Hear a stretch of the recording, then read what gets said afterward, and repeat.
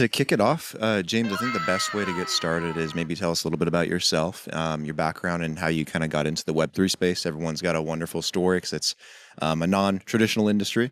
So tell me what kind of piqued your interest and got you involved in the space. Sure thing. So before I entered blockchain, I spent my corporate career as a chief marketing officer or a chief operating officer at different tech companies. I've had the pleasure to live and work in the US, Europe, and Asia. And about 10 years ago, not quite 10 years ago, I was living in Hong Kong and I was done with corporate life. And I decided I wanted to spin out something on my own that would allow me to work remotely. And so I had always taken tremendous pride in the fact that anybody who reported up to me in my corporate roles, I was able to sit down at their desk and do their job and do it well, except for the software developer. That was always a black box for me because I did not know how to write code. So for my 50th birthday, because I am a nerd, I decided to teach myself how to code. So I learned how to write code in iOS. I established Kurkuma, and at the time I was building iOS apps in the safe little cocoon of Apple, and everything was great. Then I was also trading cryptocurrency for pleasure. I was also paid as a coach to teach other people how to trade cryptocurrency. And in the summer of 2020, DeFi summer, my love of software development and trading crypto sort of overlapped. And I thought I need to check out this blockchain thing. So I was living in Miami, Florida. I went to my first Solana hacker house, my first Polkadot hackathon, my first Ethereum event, and quickly realized I knew nothing about nothing. I never had written a line of Rust or Solidity or Substrate or anything at that point. So I had to learn all of those languages, which took a minute. And the deeper I got into those languages, the more I fell in love with Polkadot's tech. And then I was lucky enough to be accepted into the Polkadot Blockchain Academy. I was in their Berkeley cohort. That was a really intense month. And I came out of that even more convinced that Polkadot had the best tech. So I've been an ambassador with Polkadot since about 2021. But that's how I landed in blockchain. Was there anything in particular about Polkadot that really piqued your interest versus any other chain or project, that's kind of going on out there? Was it the ecosystem? Was it the fundamentals? What kind of got you excited about Polkadot? So it has to be the community is the short answer. So the tech obviously is what initially drew me in and what keeps me there. I'm really proud of the tech that we have. And I will always say that if I'm ever lucky enough to have the conversation about technology versus competing chains, we are always going to win that. But it's the community of people that really drew me in. And as my role, I'm a senior ambassador now, based in Miami. And in my role as an ambassador, I get to engage with the entire Polkadot community all over the world. And we're big, right? We're the world's largest DAO. We have 1.47 million members. But the people who are active in the community are naturally come from all different walks of life. And so it's kind of like a family where, you're going to fight every now and again, but we love each other at the end of the day. And we all come from these crazy different backgrounds. And I'm a people person. I enjoy speaking with people. And there's just some really, really fascinating people and incredibly smart people in the ecosystem. And that inspires me every day. That's amazing. As an ambassador, what are you seeing in the Polkadot ecosystem today? What's kind of been happening as of lately here in 2025? I don't know if you are familiar with the sort of the technical roadmap, but our technical roadmap, we fulfilled most of it already because we're pretty late into the year. And I don't want to get too caught up on labels, but people that might be familiar with sort of Polkadot 1.0, we collectively have said we're migrating to Polkadot 2.0 this year.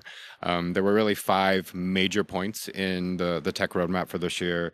That is smart contracts, something we call PVM, something that we call elastic scaling, unified address format, and XCM version 5. And I'll briefly touch on each of them just to help you out. So smart contracts is a really exciting development. It allows Ethereum-based or Solidity contracts to run directly on Polkadot. Now, Polkadot has historically been EVM compatible, and we've had chains that have allowed EVM products to run on our tech, but it's had to run on a dedicated specific parachain for that. And with this, with the launch of smart contracts, we are able to run those directly on the Polkadot blockchain now. And why is that beneficial? That means that people who are developers or businesses that historically have built on Solidity can now run directly on Polkadot using the tool sets that they already know, but they can take advantage of the tech that Polkadot brings to the picture, meaning scalability, interoperability, all of the benefits that come with Polkadot. So sorry, I'll keep going. So PVM is the Polkadot virtual machine. It's Polkadot's equivalent of the Ethereum virtual machine. So sort of the same thing. The tools that those devs already know allow it to run directly on Polkadot. And that's amazing. And we're really excited. And in fact, the smart contracts are launching, I think, this week on our Canary network, which is known as Kusama. And so devs can get out there right now and kick around. And we expect that to migrate to the main Polkadot network, I think, in the next 2 months. So we're excited that is coming. Elastic scaling is a third point in the tech roadmap this year. And what elastic scaling does is, as block space becomes more critical and more transactions are just coming onto any network anywhere, scalability is key. And Polkadot really sings and shines in that area. And what elastic scaling does is it allows to dynamically allocate additional relay chain cores when the need spikes. So if, depending on the type of business that you have, if it's a DeFi protocol or a gaming protocol or something where there's a big spike in transactions and you don't want to pay for the entire bandwidth the entire time, if you have a big spike, we can elastically scale up, accommodate your needs, and everything works out there. For the unified address format, that's more of a UX play, if you will. And historically, the address format could be different depending on in the old model, the parachain that you were building on with Polkadot. But now that is completely unified. There's only one format, and that improves the overall usability experience for everybody involved. And then the final piece of it is we call it XCM, which is our messaging system that allows interaction between parachains. And without getting into the technical details, there have been a bunch of functional technical improvements there that just makes it that much better. And at the end of the day, it's a UX improvement as well. So that's the roadmap. I've noticed in the ecosystem, there's a lot of applications, use cases around gaming. I've noticed some interest in things like RWAs and tokenization. Where are you seeing a lot of interest kind of gravitate from in terms of what's being built in the ecosystem? So RWAs are absolutely critical, just like they are everywhere else right now.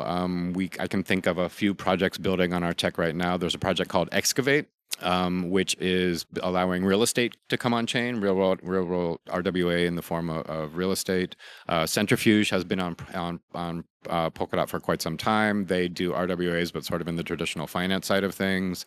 As you said, gaming is a gigantic vertical on Polkadot, and I spend a lot of my time on that.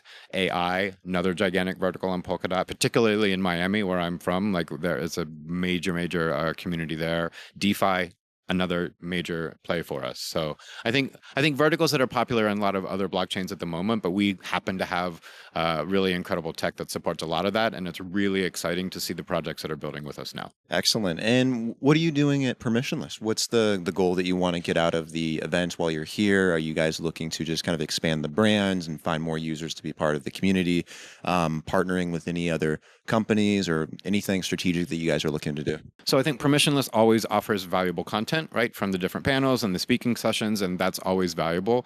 But what's even more valuable is all the different side events that happen at these types of conferences. So as you know, Polkadot has our own block space a few blocks down the road. You were kind enough to visit us there earlier today. We have full days of programming in the block space for the entire time during Permissionless. And so it's a chance for people that are already within the Polkadot ecosystem to gather in real life and see each other. It's always a pleasure to meet my colleagues who I haven't had a chance to see in a minute. But more importantly, it's for people to come in from Permissionless over to Polkadot who might not be familiar with Polkadot, and allow us a chance to talk about our technology, make sure that they're aware of us, hopefully consider building on our technology. Or really just, if they have the questions, to talk to people like me or talk to other people from the ecosystem who are here, and just have a good time. There's always good vibes here, and that's what we're trying to get out of the Permissionless. What is on the roadmap for Polkadot the rest of 2025? I mean, you touched on a few things there already, but anything in particular that stands out in terms of what people should be aware of in terms of announcements, new developments, new releases, whether it's on the chain or just something in the community? What kind of piques your interest that people should keep an eye out for? All the points that I mentioned on the tech roadmap before are absolutely what we're focused on. Some of them are already live. Some of them are coming in the next quarter or two. So pay attention for all of that. Like I said, the Solidity contracts are very exciting.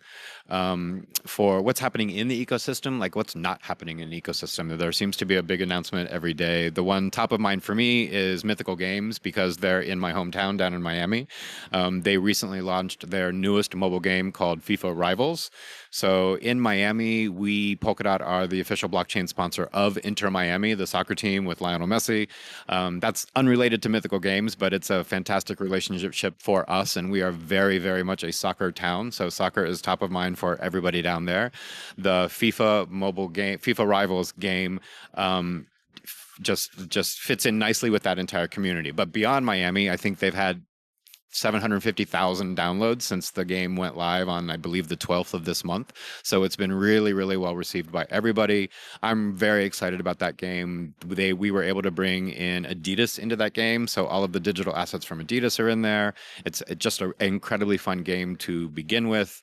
And yeah, I'm excited about that.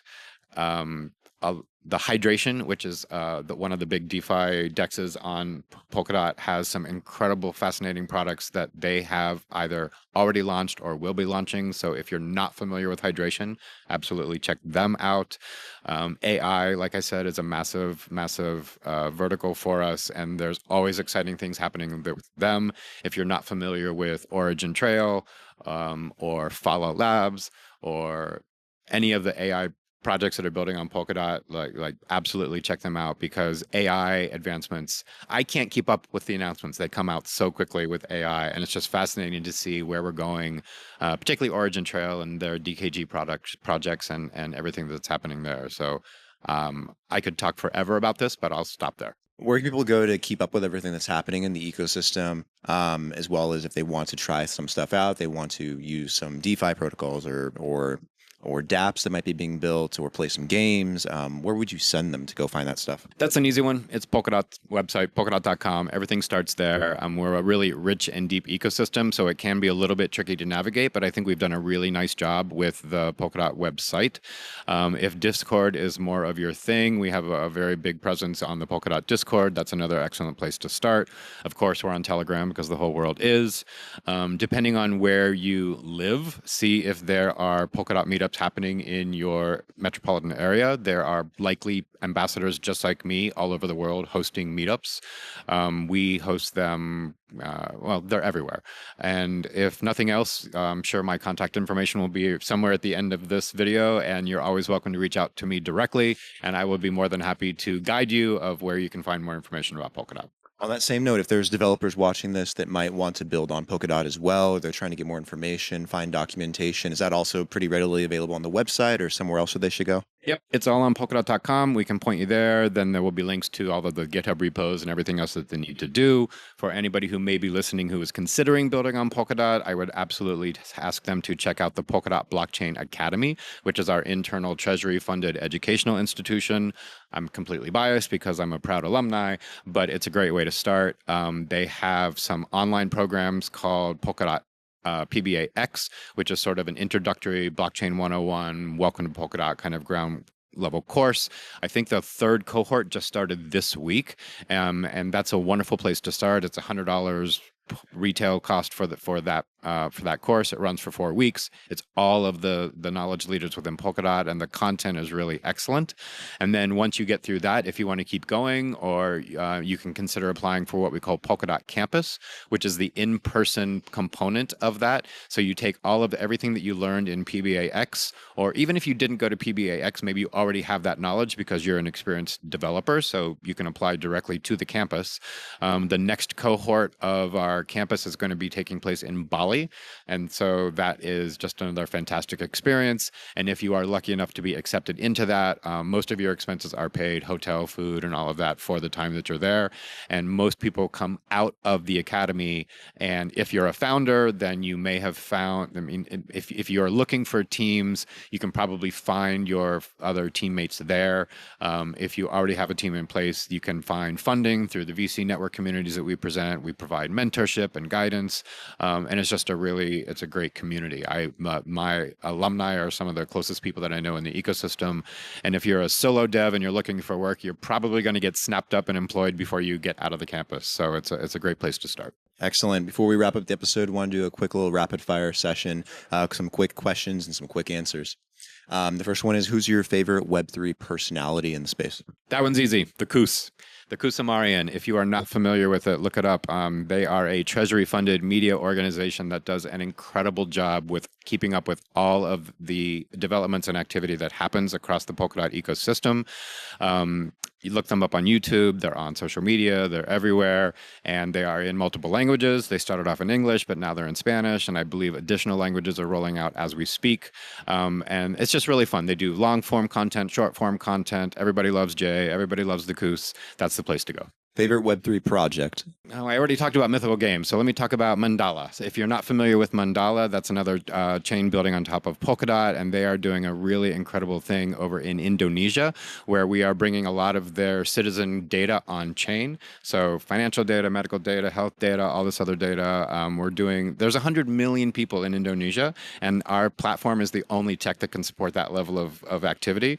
We're going to roll out with a test, if you will. So like if I'm lucky enough to do a beta test of 10%, that's still a lot of people, but it's really exciting, and I think they are going to be bringing that information or that capability to other countries soon, so stay tuned. Last question. What do you think the theme is for this summer? Is it stable coins, decentralized AI? I've heard so many different takes on this, but what do you think it is? I think we have to wait and see. I think with the recent developments, even this week in politics and war and all of that kind of stuff, that really has a big impact. Is it going to be altcoin season later this year? Could be, be delayed until early next year, but I still think there's something that's coming up. But in my world, stablecoins absolutely dominates everything. Domestically with the Genius Act, over in Europe with the MiCA Act, all of the stablecoin adoption. I think it's like the real use case that has gotten on everybody's radar, and I'm very excited to see where we go with that. Awesome. James, I appreciate the time today. Where can people find you if they want to get in contact as well? Do you have an X, LinkedIn, somewhere similar? Yep. So again, my name's James Slusser. I'm on X and all the socials at @JSlusser. You'll probably spell it out on the video. But yeah, hit me up anytime. Happy to answer questions, and we'll talk soon. Awesome. James, appreciate the time, man. Keep me up to date on everything that's going on in Polkadot's ecosystem. Would love to actually talk to more projects and startups and those that are building on top of Polkadot, 'cause I think that you guys have a really wonderful community, very vibrant, a lot of fun. So keep me up to date on everything, and maybe we can do another episode here in the near future as well. Thank you very much, and open invitation. Come to Miami, see what we've built there. It's pretty special. Appreciate it.